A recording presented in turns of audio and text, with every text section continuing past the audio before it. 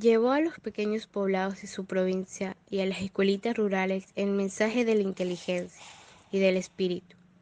Enseñó a los campesinos los nombres de los forjadores de la nacionalidad. Acostumbró a leer a quienes miraban desde lejos, con temor al libro.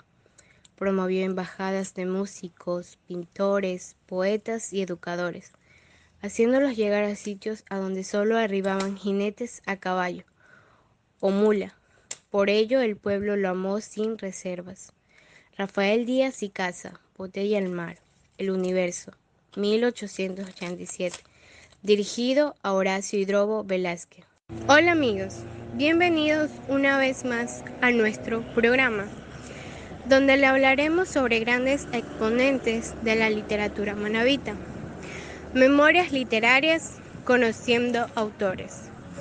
En el podcast de esta semana le traemos el estilo de 4 maravillosos escritores que han resaltado la belleza que encontraban en ellos.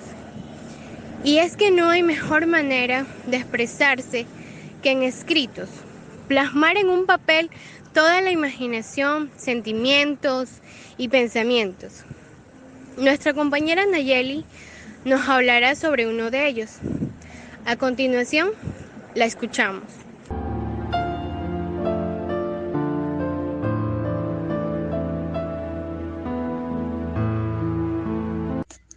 Hola, un gusto estar nuevamente con ustedes.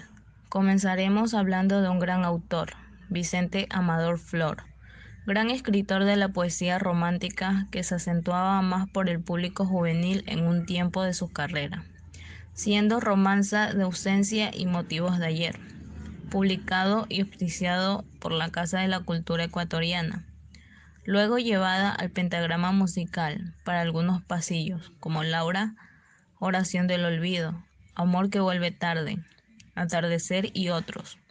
Luego se interesó por el público adulto y nos entregó Motivos de ayer y hoy, sin dejar la línea romántica que le gustaba llevar.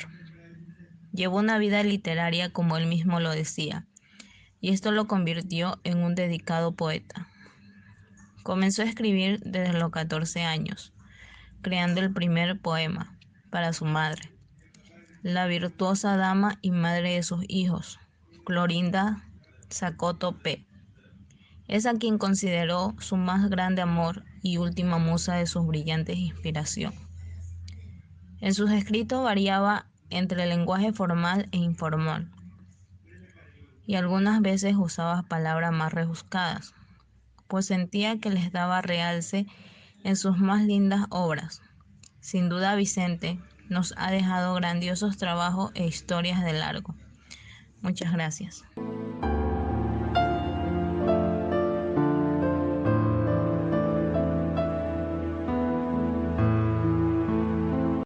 Qué interesante, compañera. ¿Sabía que José María Egas también ha sido un gran exponente de literatura? Le cuento que sí. Nacido en Bahía de Caracas, en su juventud viajó a Quito y se relacionó con los poetas modernistas de la capital, de quienes adquirió su espíritu decadente y pesimista hacia la vida.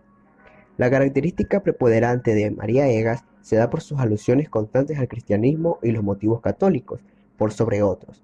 Poeta altísimo y subjetivo, confesiona sus versos con precisión sin apartarse de la belleza de la frase y de la trascendencia del concepto.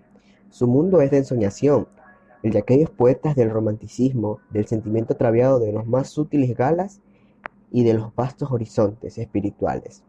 Otra faceta interesante es la musicalización de su producción, que se inició en la década de los 30, con el nacimiento de la industria fonográfica en el país.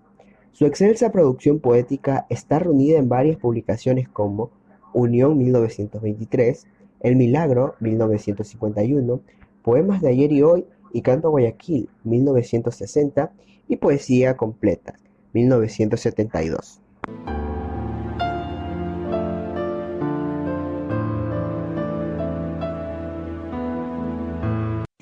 Es tan importante el conocer de la historia de la literatura, y más aún de sus exponentes manabitas. El señor poeta Horacio Hidrobo Peña, escritor de géneros de poesía, novela, relato, ensayo, cuento, crónica y dicho por él mismo, modernista. También ejerció la docencia en niveles medios y superior. Asimismo, se iba por la lírica contemporánea, la historia, el estilismo y la crítica. Escudriñarse en la vida de Hidrobo es encontrarse con paisajes verdes y vivencias de campesinos que marcaron sus obras literarias, convirtiéndolo en uno de los poetas contemporáneos ecuatorianos más reconocidos. Su mérito radica en llevar cultura al campo y ayudar a que sus habitantes encuentren su identidad, labor que lo llevó a ganar un Premio Nacional de Cultura Eugenio Espejo, tras 4 postulaciones. Hidrobo prefiere codearse con los campesinos, de vestir sencillo como él. Buscaba esconderse en la vida cotidiana. Dijo que ellos le regalaban sus temas diarios. El poeta no debe ser un observador del drama. Su obligación es estar en el drama. Y ellos como escritores están en la obligación de humanizarse cada día más.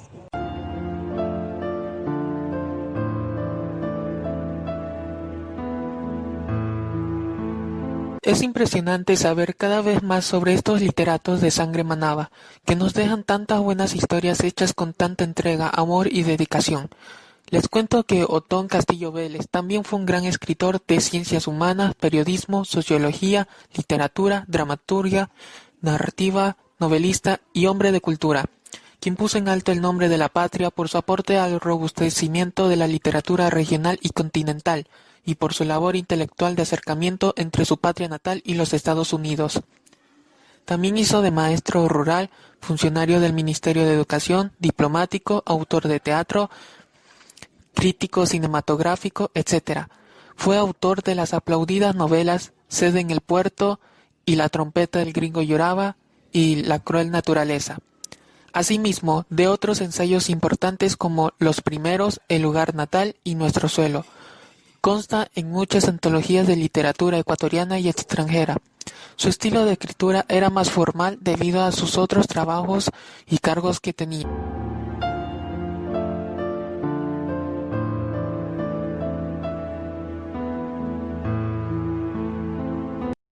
Qué maravilloso es hablar de la literatura de nuestro bello Manabí, linaje de autores increíbles, como también lo fue y sigue siendo Horacio Hidrobo Velázquez, que se acentuó en la escritura de literatura, narrativa y poesía.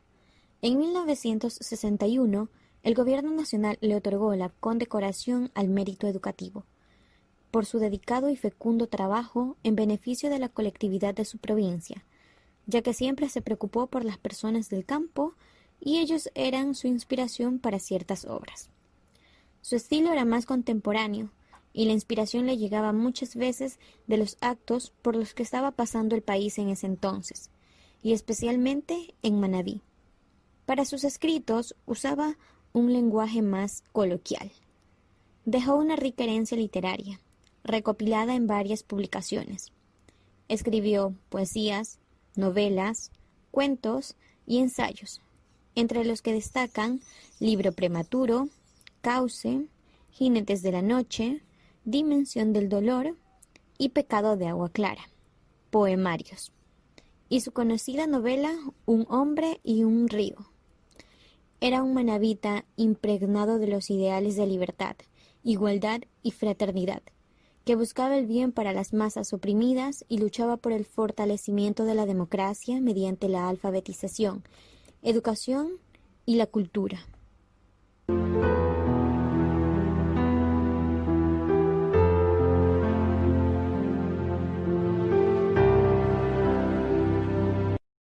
Manabí es considerada como la cuna de grandes poetas y narradores, tierra linda en la que la leyenda, el amor fino y las coplas embellecen y enaltecen su nombre.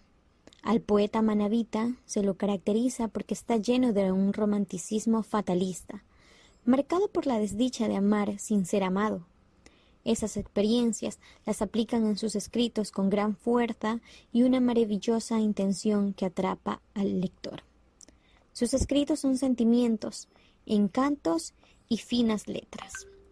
Mientras exista un campesino